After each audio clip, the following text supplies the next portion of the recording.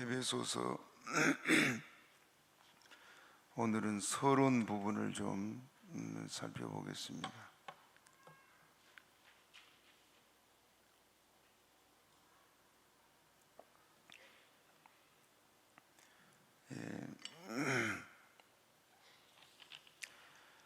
먼저는 이 에베소서는 빌립보서, 또 골로새서, 그 다음에 빌레몬서, 이 네 권을 옥중서신 그렇게 말을 합니다. 그런데 이 에베소서를 가리켜서 신학자들은 서신 중에 여왕, 또 가장 영적인 저술, 또 기독교의 구원과 교회에 관한 대서사시, 그렇게 표현할 만큼 에베소서를 귀중히 여기고 있습니다. 바울은 여러 서신들을 바울이 썼는데 13권을 지금 신약의 27권 중에 13권을 바울이 다 썼는데, 그 중에서도 교리적인 그 내용이 매우 완벽하고 또 논리적으로 기록하고 있는 것이 에베소서입니다. 그래서 에베소서는 특히 그리스도의 몸인 교회가 어떻게 생겨났고 또 어떻게 발전해 가는가에 대해서 잘 설명하고 해설하고 있습니다. 그것을 우리가 잘 알다시피 교회의 탄생은 언제부터냐? 창세 전부터다는 말입니다. 그 부분을 나중에 살펴보기로 하고, 그리고 이제 바울은 죄로 인해서 만물이 다 부패해지고 또 불의에 빠져 있을 때 예수님으로 통해서 하나님과 우리 관계가 회복된 그 일들을 기록하고 있습니다.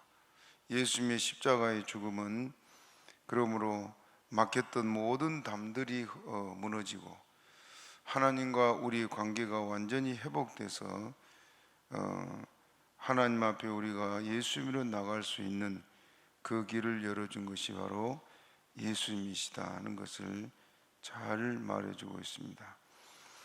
또 이 에베소서에는 우리는 거룩한 하나님의 백성으로 이제는 죄악으로 가득한 세상에서 어떻게 살아가야 되느냐를 이 4장부터 쭉 말하고 있습니다. 그리스도인은 어떻게 살아야 될 것에 대한 삶에 대한 지침을 잘 말해주고 있습니다. 그러므로 이제 우리가 세상을 살아가는데 그 천국에 너무 지나치게 마음을 두고 세상 현실을 부정하는 삶을 살아도 안 되고, 또 이제 우리가 예수의 이름으로 구원받았으니까 구원받은 우리가 세상에서 마음대로 살아도 되는 것이 아니다. 구원받은 자로서 합당한 삶을 살아야 될 부분을 또 에베소에서 잘 말해주고 있습니다. 그러므로 성도는 천국을 소망하고 살면서 이 세상에서 나그네 삶을 살도록 허락하신 하나님의 뜻을 쫓아서 세상에 그 진리를 전파하고 또 부패를 막는 빛과 소금의 사명을 다해야 될 것을 말하고 있습니다. 믿는 우리에게 주신 명령이요, 이것은 모두가 나가서 복음을 전해야 될 사명과 또 세상에 빛이 되고 소금이 되어야 될 사명을 우리에게 잘 말씀하고 있습니다. 그리고 이제 이 에베소서를 쓴 저자가 바울 사도임을 말하고 있는데 1장 1절 우리 다시 읽어봅시다. 시작. 하나님의 뜻으로 말미암아 그리스도 예수의 사도된 바울은 에베소에 있는 성도들과 그리스도 예수 안에 신실한 자들에게 편지하노니. 누가 편지한다 그랬어요? 사도 바울 그랬어요. 그러면 저자는 사도 바울인 것을 이게 명명백백하게 밝히고 있습니다. 그런데도 19세기 와서 여러 학자들이 이 바울 서신은 에베소서는 바울이 쓴 게 아니다 하고 반박을 하고 그랬습니다. 그래서 신학자들 가운데는 논쟁을 많이 하고 그런데, 우리가 성경에 있는 기록된 걸 믿는 건 뭘 보고 믿습니까? 기록된 말씀을 보고 믿는 거 아닙니까? 바울이 쓴 이 문체나 또 교리적인 내용이나 이런 모든 부분을 종합해 봐도 바울같이 이렇게 탁월하게 그 교리적인 부분을 잘 말한 사람이 없습니다. 그래서 바울 자신이 쓴 것을 이렇게 밝히고 있는데도 불구하고 이 잘못된 신학자들은 그걸 부인하고 있습니다. 그런데 이 에베소서는 첫째는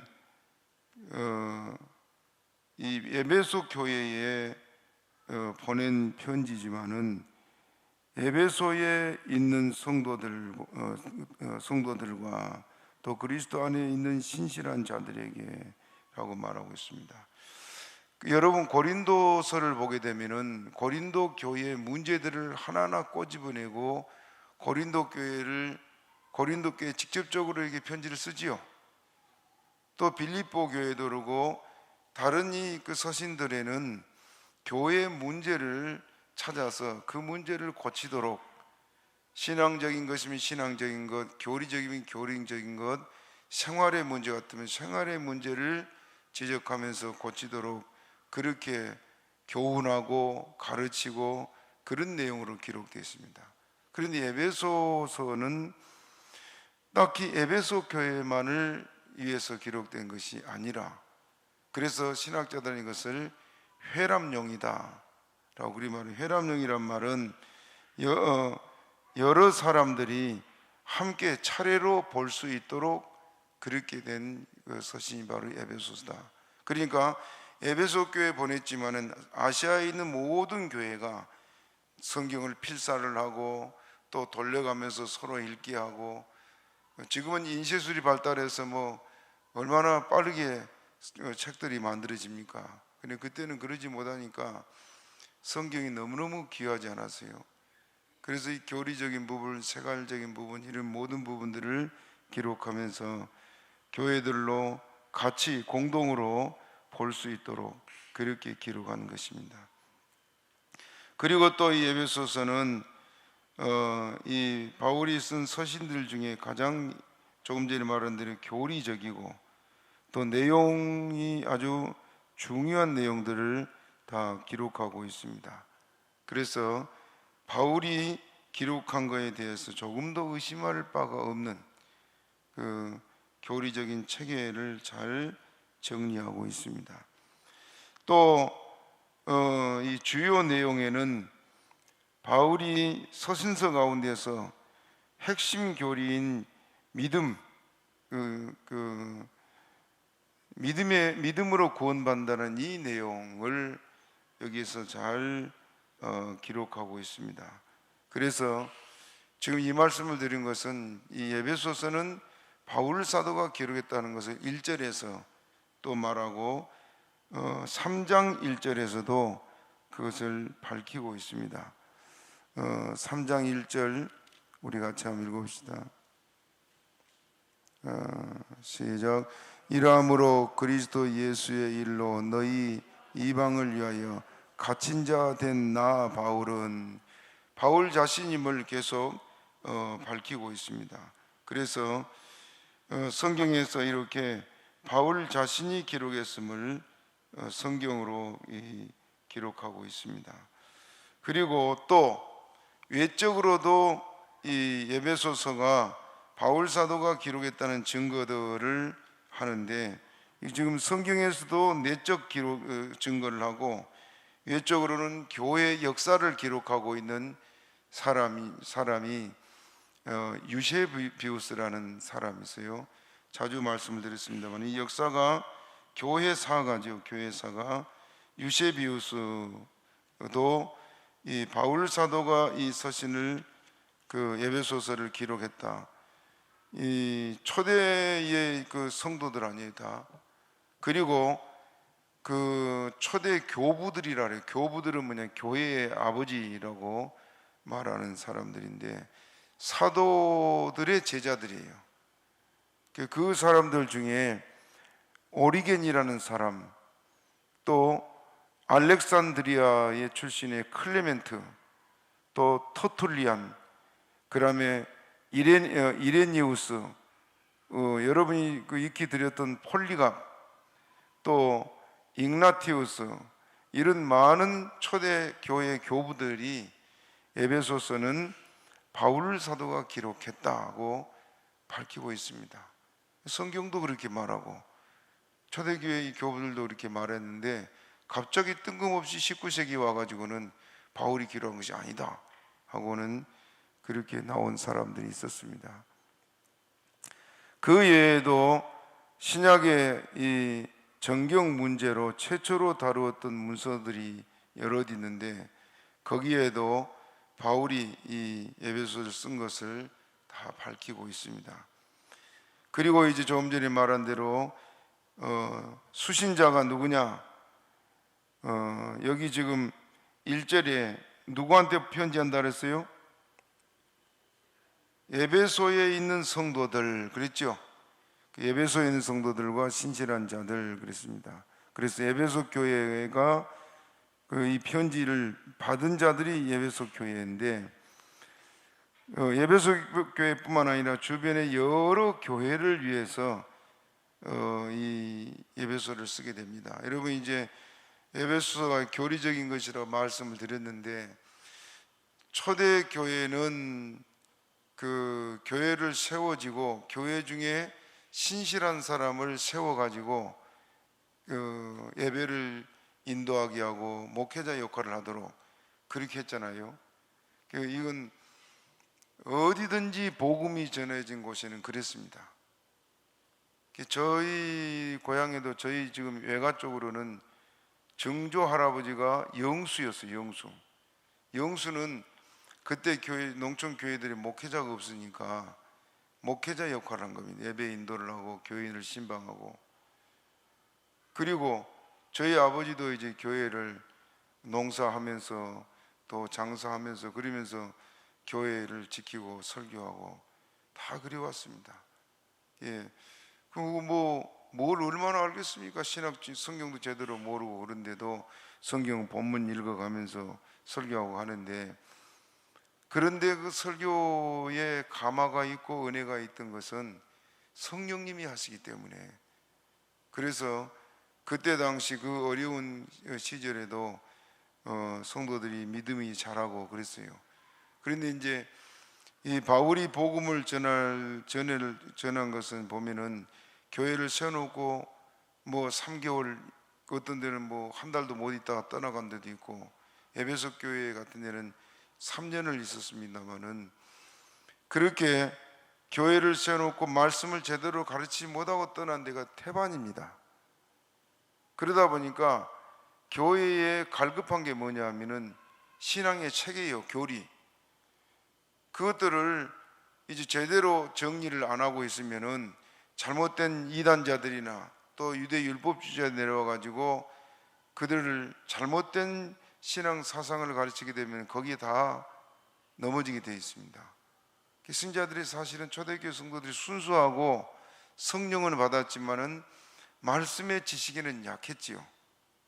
그래서 이제 바울 사도가 이렇게 로마서 또 이 에베소서 읽어가면서 그 교리적인 부분을 잘 가르치고, 교리적인 뿐만 아니라 아까 말한 대로 우리는 그리스도인이요, 그래서 빛과 소금의 사명을 다하는데 어떻게 살아야 된다 하는 삶에 대한 지침까지도 이렇게 말씀하고 있습니다. 그래서 이제 이 부분들을 가리켜서 에베소 교회를 비롯해서 여러 교회들, 아시아 지역의 여러 교회들을 이렇게 말씀으로 가르치도록 그렇게 했습니다. 그리고 이제 이 에베소서를 기록한 장소, 아까 옥중서신이라 그랬어요. 에베소를 비롯해서 빌립보, 또 골로새, 빌레몬 다 감옥에서 그 바울 사도가 기록했다 그래서 옥중서신 그렇게 말합니다.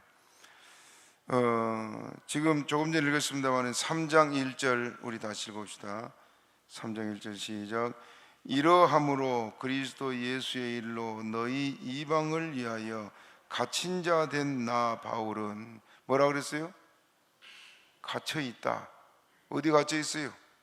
감옥에 갇혀 있어요. 또 4장 1절 읽읍시다. 4장 1절 시작. 그러므로 주 안에서 갇힌 내가 너희를 권하노니 너희가 부르심을 입은 부름에 합당하게 행하니. 주 안에서 갇힌 내가, 갇혔단 말을 거듭하는데 6장 20절 또 읽어봅시다. 6장 20절 시작. 이 일을 위하여 내가 쇠사슬에 매인 사신이 된 것은 나로 이 일에 당연히 할 말을 담대히 하게 하려 하십니다. 뭐에 매였다고요? 쇠사슬에. 늘 이렇게 감옥에 갇혀서 이렇게 있는 바울의 모습을 보여주고 있습니다. 바울이 그 이스라엘의 예루살렘에 갔다가 죄수 아닌 죄수가 돼가지고 가이사랴에서 얼마 동안 그 갇혀 있었다 그랬어요? 얼마 동안? 2년이 좀 더 된 시간을 이곳에 갇혀 있었습니다. 바울이 감옥에 갇혀 있어도 쉬지 않았지요. 바울이 감옥에 갇혀 있던 것이요, 오늘 우리들에게는 굉장히 중요한 일입니다. 다 하나님께서 우리 교회들을 위해서 했는데 갇히지 않았더라면 어떻게 했겠어요? 매일 전도 다녔겠죠. 그렇죠? 그러면 책을 쓸 겨를이 없지요. 그래서 하나님께서 이 신약성경 교리서들을 쓰게 하려고 바울 사도를 감옥에 갇히게 하고 결국 지나고 보니까 하나님이 하셨더라 그 말입니다. 자, 그래서 이제 바울이 이렇게 감옥에 갇혔는데, 그러면 감옥에 갇혔는데 가이사랴에서 이걸 썼느냐? 그게 아니고 내용을 살펴보면은 로마에 가서 갇혀 있을 때 로마에서도 2년 동안 있었습니다. 로마에서도. 그런데 이때는 바울이 이제 죄인으로 확정이 안 됐죠. 죄인으로 확정이 안 된 상태라서 가이사랴에서도 그 벨릭스가 뭐라 그랬어요? 가까운 친구나 누가 와서 같이 이렇게 돌보고 이렇게 하라 그랬죠. 자유를 줬어요. 근데 로마에 가서도 그랬습니다. 로마에 가서도, 그리고 요즘 말로 하면 가택연금, 이제 재판에 확정을 받기 전까지 가택연금을 그렇게 시키는데 로마에서도 2년 걸려요. 2년. 4년 동안 결국 감옥 생활을 했죠. 그래 로마에서 그 셋집을 얻어가지고 거기에서 이제 그 억류되어 있는 그런 생활을 했는데, 사도행전에 그 내용이 나옵니다. 사도행전 28장 20절 30절 봅니다. 20절 먼저 읽어봅시다. 시작. 이러함으로 너희를 보고 함께 이야기하려고 청하였노니 이스라엘의 소망을 인하여 내가 이 쇠사슬에 매인 바 되었느라. 로마에서 지금 이 가택연금 좀 갇혀 있으면서 거기 쇠사슬에 매여 있다 그랬죠. 유대인들을 다 불렀어요. 유대인들을, 로마에 있는 유대인들을. 이게 로마하고 이스라엘하고 아주 거리가 멀고 왕래가 별로 없어가지고 로마에 있는 유대인들이 바울에 대한 소식을 전혀 몰랐습니다. 아시아나 헬라 지역이나 이런 데는 바울이 막 돌아다니면서 전도했잖아요. 그리고 예수님이 십자가에 죽었지만 다 부활했다. 그것 때문에 얼마나 막 들고 일어나고 바울을 죽이려고 이를 갈고, 그것 때문에 이제 바울이 제수가 되었고 로마 왔잖아요. 근데 로마에까지는 이 소식이 전해지질 않았어요. 그래서 이제 로마에 있는 유대인들이 바울에게 와서 우리가 아무 소식도 못 들었다. 너가 무슨 일로 재수하돼서 왔는지 우리가 잘 모르겠는데 네 얘기 좀 들어보자. 그리고 왔어요. 그래서 이제 바울이 이 얘기들을 쭉 하는데 그 중에 갇힌 내용들을 말하기 위해서 30절 읽어봅니다. 사도행전 28장 30절 시작. 바울이 온 이태를 자기 셋집에 유하며 자기에게 오는 사람들을 다 영접하고, 어디서? 자기가 셋을 얻어가지고 거기 지금 셋사슬에 갇혀 있는 겁니다. 그리고 거기에서 2년 동안, 이태라 그랬죠? 2년 동안 있으면서 찾아오는 사람들에게 계속 말씀을 가르치고 또 그 성경을 쓰고, 그러니까 감옥에 갇혀도 쉬질 않고 그렇게 중요한 일들을 다 했던 것이 바울 사도입니다.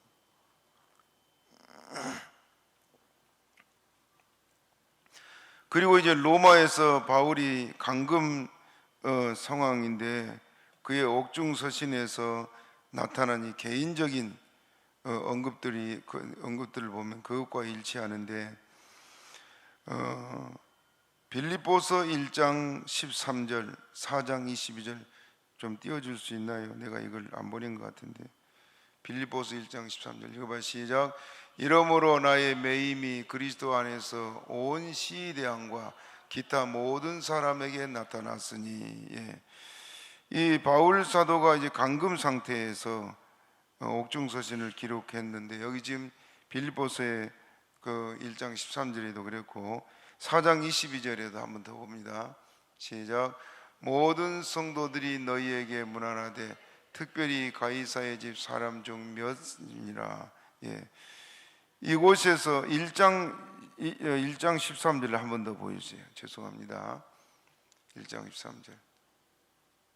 빌립보서 1장 13. 시작. 이러므로 나의 매임이 그리스도 안에서 온 시대왕과 기타 모든 사람에게 나타났어. 나의 매임이라고 말하고 있죠. 지금 여기서도 그가 로마에서 지금 갇혀 있을 때 시대 안에서 지금 갇혀 있다고 말하고 있습니다. 그래서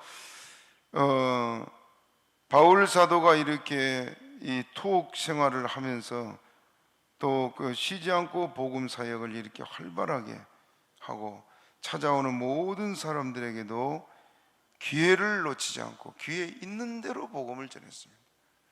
정말 우리가 본받아야 할 일인데요, 우리가 사람들을 그냥 소홀히 하고 만나고 헤어지고 하기도 합니다만은 우리가 만나는 모든 사람에게 기회 있는 대로 늘 복음을 전해야 될 것이 우리의 사명입니다. 그러므로 이 감옥에 갇혀 있는 이런 불편한 그런 상황인데도 그는 이렇게 말씀을 전하고 그렇게 했습니다.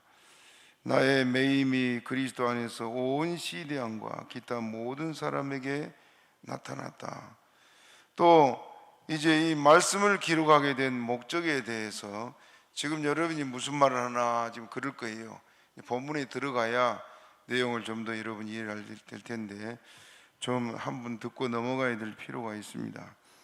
이 에베소서를 기록한 목적은 대개 바울 서신들은 아까 말한 특정한 교회의 구체적인 문제들을 해결해서 기록했다 그랬죠. 그런데 이 에베소서는 기록한 것이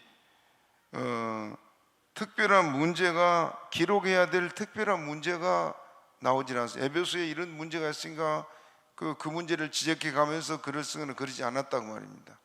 그래서 이 에베소서는 읽어야 할 대상들을 에베소 교회만 아니라 모든 그 교회들에게 고루 읽어야 될 교리적인 중요한 내용을 기록하고, 또 예수님 안에서 하나님께서 이루어 주신 그 구원의 진리, 그것을 우리에게 잘 기록하고 있는 것이 바로 이 에베소서입니다.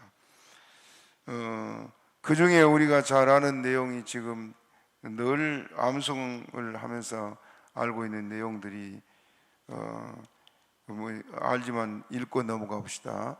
3절, 1장 3절을 한번 읽어봅시다. 1장 3절 시작. 찬송하리로다 하나님 곧 우리 주 예수 그리스도의 아버지께서 그리스도 안에서 하늘에 속한 모든 신령한 복으로 우리에게 복 주. 예. 뭘 주시되? 복 주시되. 그 복이 뭐라고 그랬습니까? 신령한 복이라. 그럼 복은 복인데 신령한 복이 뭐예요? 우리를 구원하신 겁니다. 그거보다 더 신령한 거 없지요. 우리는 복하면 땅의 것, 육신적인 것, 물질적인 것을 먼저 떠오릅니다마는 정말로 하나님이 주셔야 될 복, 우리가 받아야 할 복은 바로 이 신령한 복입니다. 그래서 따라합시다. 내 영혼이 잘 되면 범사도 잘 되고 강건할 것이니라. 영혼 잘 되는 것이 결국 범사도 잘 되고 강건해진다. 복의 순서가 신령한 복이 먼저입니다. 그래서 하나님께서 이런 복을 주시기를 원하시는데 그 내용들을 잘 기록하고 있는 것이 에베소서였다. 바울이 그러므로 에베소서에서 이러한 주제들을 언급하는 것은 모든 교회는 예수를 믿는 믿음 안에서 하나가 되었다는 것과 모든 성도들에게 그것을 인식시키려 한 것입니다. 우리는 주 안에서 하나다.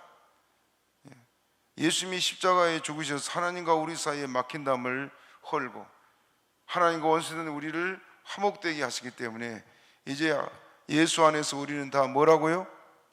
하나다. 그래서 고린도서는 그것을 지체로 말하고 있습니다. 지체. 우리가 지체임을 잊지 말고 모두를 사랑할 수 있는 저 여러분 되기를 바랍니다. 교회는 그러므로 사랑을 잃어버렸다. 교회의 기능을 잃은 거 아닙니까? 우리가 참으로 하나님 앞에서 교회다운 교회, 초대교회로 돌아가자는 운동을 요즘 많이 합니다만은 초대교회 돌아간 게 뭐예요? 예수 안에서 하나 되는 것 아닙니까? 갈등하고 싸우고 원망하고 그게 아니고 믿음 안에서 우리가 하나 되는 일들이기 때문에 이 일들에 대해서 지금 바울 사도는 에베소를 통해서 기록하고 있습니다. 그리고 이제 이 에베소에서 이제 앞으로 살펴볼 내용들입니다만은 그 신학적인 내용들을 기록하고 있는데 그 신학적인 내용들이 우리가 잘 알다시피 첫째는 하나님의 선택입니다. 선택. 언제 선택했다 그랬어요? 창세전에. 언제 여러분이 하나님의 자녀였습니까? 창세 전부터 하나님의 자녀지요. 그러면 예수 믿기 전에는 뭐예요? 그때는 하나님의 자녀입니까? 마귀의 자녀입니까? 예수 믿기 전에도 하나님의 자녀지요. 그러면 그 마귀를 섬기고 그랬는데요. 그러면 뭐예요? 마귀의 종이에요. 종. 하나님의 자녀이면서도 마귀의 종으로 살아왔던 그것이 우리 과거 생활입니다. 그것은 이제 신학적인 내용이 여기 하나님이 창세론을 택하셨다는 내용, 그래서 우리를 양자 삼았다는 것과 그 다음에 제사함 받은 것과 자 1장 7절 읽어봅시다. 1장 7절 시작. 우리가 그리스도 안에서 그의 은혜의 풍성함을 따라 그의 피로 말미암아 구속 곧 죄사함을 받았어. 뭘 받았다고요? 죄사함. 누구 안에서? 예수 안에서 그의 피로 말미암아. 그리고 죄사함 받은 우리를 어떻게 했느냐? 성령으로 인쳤다. 1장 13절 읽어봅니다. 시작. 그 안에서 너희도 진리의 말씀 곧 너희의 구원의 복음을 듣고 그 안에서 또한 믿어 약속의 성령으로 인침을 받았으니. 약속의 성령으로 뭘 받았다? 이게 무슨 말일까요? 이는 도장이지요. 여러분 지금 도장 있습니까? 예? 어디다 도장 찍었어요? 자, 이 도장이 뭐냐 하면 여러분 그 미국이나 호주나 이런 데는 이제 소를 많이 키우지요. 짐승들을 방목을 다 하거든요. 그러면 소들이 서로 막 섞이는데 누구 건지 몰라. 그걸 구별하기 위해서 뭘 해요? 그 각 가정마다 쇠로 그 가정의 그 짐승을 표시하기 위해서 인을 만들어요. 쇠로. 그 쇠에 불을 벌겋게 달궈 가지고 소 엉덩이 있는데 잘 보이는 데다가 대변 칙 하고 그 화상을 입잖아요. 그러니까 어디서든지 그 화상을 보면 아 이건 누구 집 소 하고 바로 알게 되면 그 인이에요. 인. 우리는 성령으로 인을 쳤다. 성령은 영이기 때문에 우리에게 인칭을 우리가 안 보이죠. 그런데 뭘로 어떻게 인친 겁니까? 성령으로 거듭나게 한 걸 말합니다. 성령을 거듭난 사람은 성령이 그 마음에 계시니까 우리는 잘 모르는데 누구는 알아요? 마귀는 알아요. 마귀는. 성령 받은 사람은 마귀가 벌벌 떱니다. 어린아이를 할지라도 성령 받은 아이는 마귀가 꼼짝 못해요. 우리에게는 그러므로 성령으로 하는 게 인을 치셨다. 이제 이런 그 교리적인 내용들을 기록하고 있습니다. 그리고 이제 두 번째로는 하나님과 화해된 내용들을 기록하고 있습니다. 하나님께서 죄로 인해서 하나님과 우리 사이가 다 막힌 것을 예수님의 십자가로 죄의 장벽을 무너뜨리고 하나님께서 우리와 화목되게 하신 것이 바로 이 내용인데 그것이 2장에서 내용들이 쭉 나옵니다. 그러므로 예수님 십자가는 오늘 우리를 하나님과 화목되게 했다. 그래서 자 14절 읽어봅시다. 2장 14절 시작.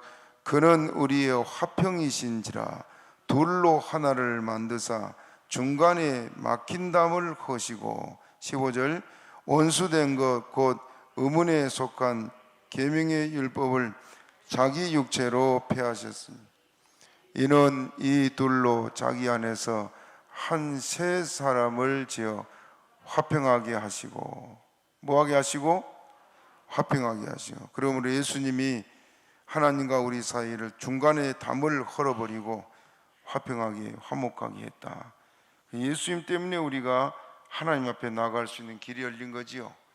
그 다음에 이제 예수님에 인해서 우리가 하나님과 화목되기 때문에 이제는 우리가 어떻게 해야 되느냐, 교회 생활을 잘 해야 된다는 것을 3장 1절부터 기록하고 있습니다.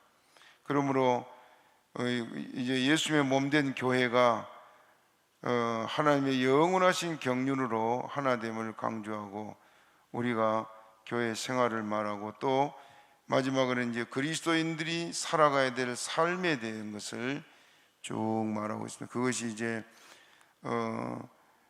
이 부부간의 관계 또 주인과 종의 관계 이런 부분들을 쭉 말하고 있는 것이 지금 이 5장 6장에 기록된 말씀들입니다. 그러므로 우리가 잘 알다시피 지금 에베소 6장 1절 읽어봅니다. 6장 1절 시작. 자녀들아 너희 부모를 주 안에서 순종하라 이것이 옳으니라.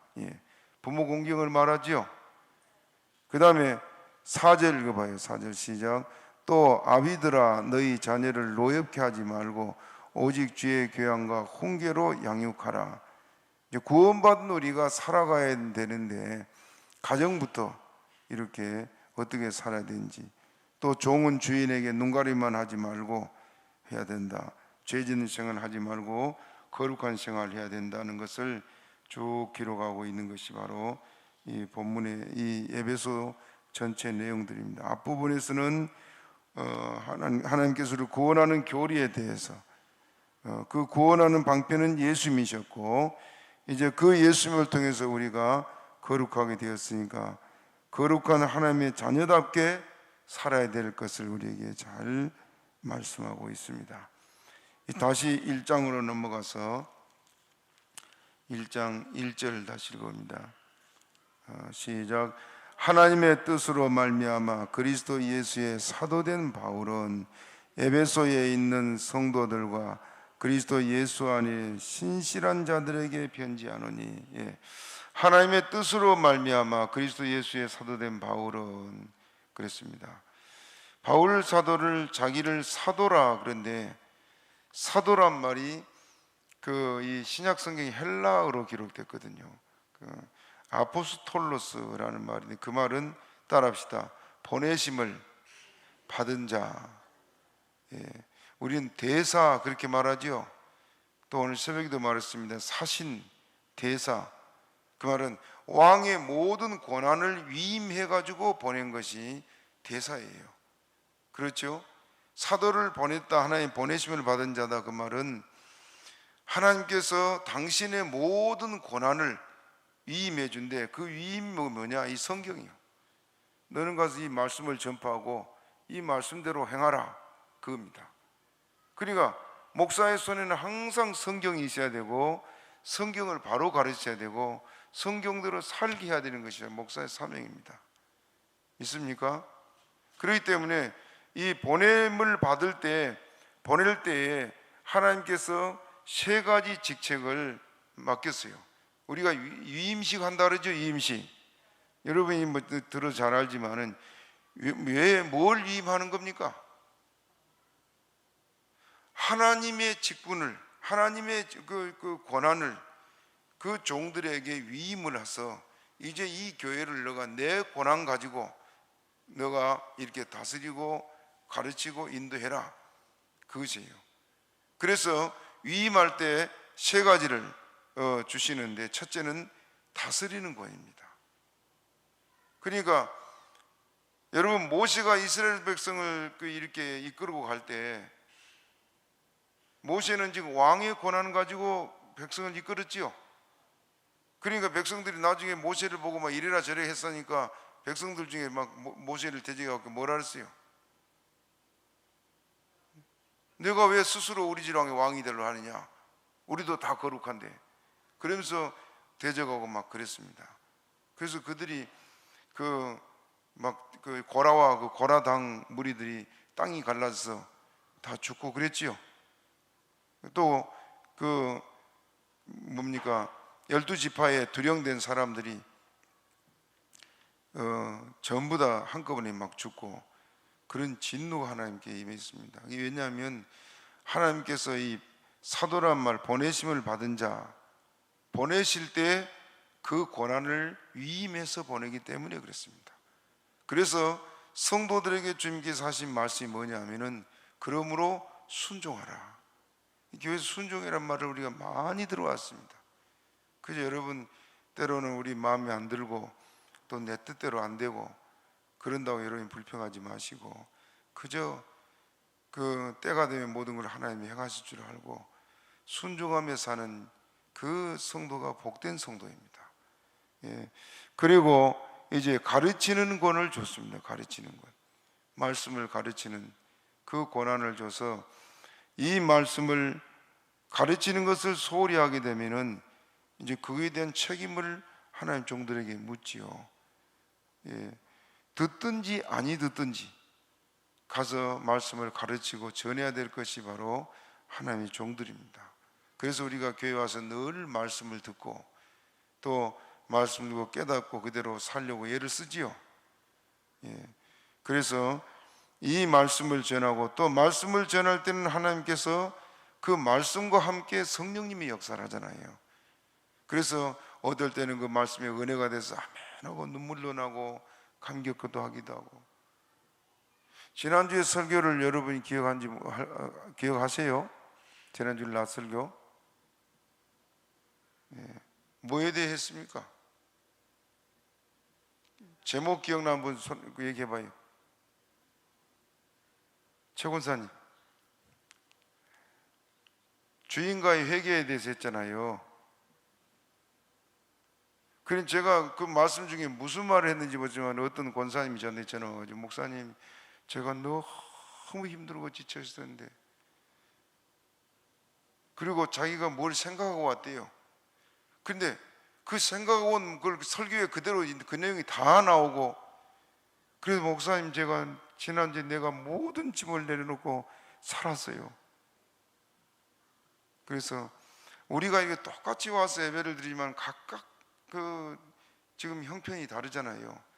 성령님이 하세요. 성령님이 말씀을 통해서 성령님이 모든 걸 치료하기도 하시고 또 고치기도 하시고 성령님이 위로도 하시고 힘도 주시고, 이 모든 걸 그 종들을 그 위임을 줘서 세워놓고는 일을 하시는 건 성령님이십니다.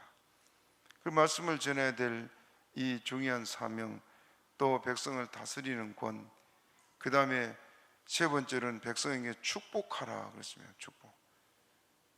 그래서 목사가 저주하면 안 되고 목회자는 항상 성도들을 축복해야 될 것이 목사의 사명입니다. 그래서 주일날 이제 예배를 마치면 축도하잖아요. 예수님이 마지막 승천할 때 뭘 했어요? 축도해요. 두 손 들어서 축도하고 축도하면서 올라갔습니다. 그렇기 때문에 목사의 중요한 사명 중에 하나가 축복하는 일입니다. 그래서 사도라는 직책은 보내심을 받았다 그랬는데, 바로 보내심을 받은 것은 이런 일을 감당하기 위해서 보내심을 받았다 그 말입니다.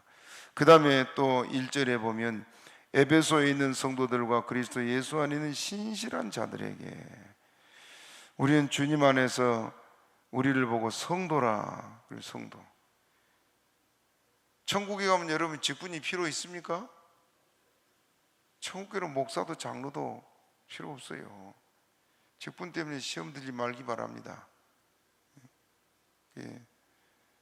직분이 우리가 주에 일하려고 직분 사모하는 거지요. 그렇죠? 그런데 그걸 명예로 생각한다면 틀림없이 시험 듭니다.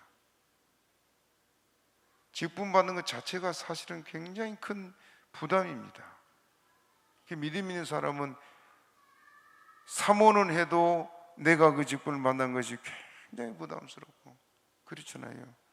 저도 말씀을 드렸습니다만 신학을 저는 뭐 선교사가 됐다고 어려서부터 그렇게 소원했는데 막상 딱 신학을 하니까 아무리 생각해도 자격이 없어요. 그래서 고민하다가 그때 뭐 청년 때 한참 뭐 그 어려운 때 살아갔으니까 뭐 영양도 늘 부족하고 하는데 밥을 한 끼만 안 먹어도 막 하늘이 빙빙 돌고 막 그러는데 열흘을 처음 금식해 봤어요. 죽을 것 같더라고 열흘 금식하면. 그래도 그러지 않으면 뭐 내가 결정을 못 내리겠어. 그래서 산에 올라가서 열흘간, 어느 산인지 모르겠어요. 아주 높은, 서울에 있는 어떤 높은 산인데 무슨 산인지 모르겠어요. 거기서 열흘간을 그리 금식을 했습니다. 예. 막상 그렇게 사모했어도 이 직분을 감당하려고 생각하니까 그렇게 마음에 부담되고 또 걱정도 되고, 그런 자세라야 하나님이 은혜를 주세요. 직분 아닌다가 띵깡 놓지 말고 그것 때문에 막 시험 들어 교회 다니네 안 다니네, 그러면 어떻게 합니까? 자격이 없는 거지요. 그렇지 않아요? 자, 이제 성도로, 그러면 우리가 주 안에서 성도된 것이 제일 복됩니다. 목사도 지옥 갈 사람 많고 장로도 지옥 갈 사람 많아요. 그렇지 않아요? 그러나 성도 지옥 갑니까 안 갑니까? 성도는 지옥 안 가요. 그러므로 우리가 주님 앞에서 성도된 걸 기뻐하고 주님을 잘 섬기는 저와 여러분 되기를 바랍니다. 또 2절을 우리 읽어봅니다. 에베소서 어디를 넘어갔어? 에베소 1장 2절 시작. 하나님 우리 아버지와 주 예수 그리스도로 조차 은혜와 평강이 너희에게 있을지어다. 하나님 우리 아버지와 주 예수 그리스도로 조차, 우리 하나님 우리에게 은혜 주시고 평강을 주신 이가 우리 주님이십니다. 모든 좋은 것을 주기를 원하신 것이 주님이시잖아요. 왜 그래요? 아버지니까. 우리가 여러분 힘들고 어려울 때 아버지 그럼에도 얼마나 위로가 돼요. 여러분 교회 와서 아버지 하면은 눈물 나지요. 우리에게 아버지가 있다는 게 얼마나 큰지 몰라요. 얼마나. 하나님이 우리에게 진노하신 하나님이 아니고 모든 좋은 것을 주고 싶은 것이 우리 아버지요. 그렇기 때문에 주님 앞에 나올 수 있다는 것이 복이고, 우리가 주님 앞에 나와서 아버지 이름을 부를 수 있는 것이 그 영광이고 축복입니다. 믿습니까? 그러므로 우리 아버지 되신 하나님께서 예수님의 은혜로 예수 안에서 모든 은혜와 평강을 주시기를 기뻐하신 줄 믿으시기를 바랍니다. 우리 주님 오늘 우리에게 은혜 주시는 줄 믿으시기 바랍니다. 그러므로 하나님에 대해서 하나님은 우리를 사랑하신다, 그걸 잊지 마시고 따라합시다. 예수 그리스도는 어제나 오늘이나 영원토록 동일하시니라. 그 주님 우리를 사랑하심이 지극하고 변치 않으시고 우리에게 모든 좋은 것을 주시기를 기뻐하시니가 우리 주님이시다. 그 주님을 생각하면은 그냥 일을 하다가도 기뻐서 하나님 감사합니다. 그걸 모르니까 자꾸 불평이 나오고 낙심이 되고 그렇죠? 세상을 살아가는 것이 우리가 힘겹고 또 때로는 너무 지치지만은, 그러나 우리가 낙심하지 않은 것은 우리 아버지가 계시기 때문입니다. 옛날에 여러분 그 시집살이 많이 해서 요즘은 시어머니가 며느리 눈치 보고 사는 세상이라고 합니다만은, 옛날에는 시집살이를 많이 해서 시집을 가면은 3년 동안 벙어리 되고 또 소경되고 기머거리 되라, 그 말 장로님 했지요. 그 3년 만에 여러분 친정에 이제 한번 3년 만에 친정에 보내준다, 어쩔까요? 에? 친정에 갔다 오너라 그러면 대부분요 한 일주일 동안 밥도 못 먹는다 그러더라고요. 밥도 너무너무 설레가지고. 그런데 친정이 왔어요. 친정이니까 이바지 떡을 해가지고 한복을 입고 동네 앞을 들어올 거 아니에요. 그럼 이제 제일 먼저 알아본 이가 누굴 거예요? 걸음걸이나 표정을 보고 바로 알아보는 건 부모뿐이요. 그래 왜?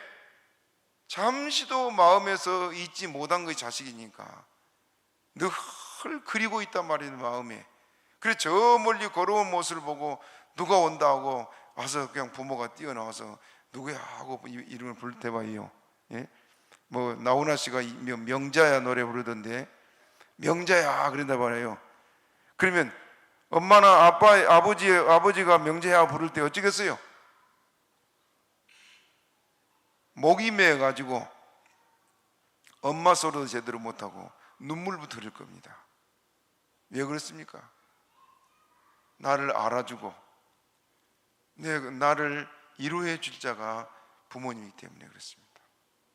우리 하나님 우리에게 은혜 주기를 기뻐하신 하나님, 우리에게 평강 주시기를 기뻐하시는 하나님이십니다. 믿습니까? 그 주님께 여러분의 마음을 다 쏟아놓으세요. 누구한테도 말할 수 없는 일들 아버지 아시죠? 그리고 주님 앞에 와서 여러분의 마음을 쏟아놓고 주를 만나기를 축복합니다. 그래서 우리 주의 은혜와 평강이 여러분 모두에게 항상 넘치기를 주님의 이름으로 축복합니다. 말씀 생각하고 주여